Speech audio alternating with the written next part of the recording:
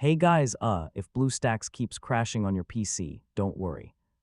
In this full 2026 guide, I'll show you the best ways to fix crashes, freezing, and sudden shutdown problems step by step.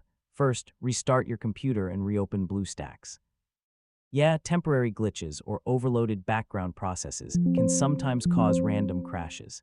Next, make sure you're using the latest version of BlueStacks. Updates often include bug fixes, stability improvements, and better compatibility for games and apps. One of the most important fixes is enabling virtualization in BIOS settings. So if virtualization is disabled, BlueStacks may freeze, lag, or crash frequently. If too many apps are running in the background, BlueStacks may not get enough resources. So close browsers, overlays, recording software, or heavy programs before gaming. If crashes continue, clear BlueStacks cache files or completely reinstall the emulator. Corrupted files can sometimes cause repeated crashes and startup issues, and that's basically how to fix BlueStacks crashing issues in 2026. Yeah, after applying these fixes, the emulator should run smoother and much more stable on your PC. Thanks for watching, and I'll see you in the next tutorial.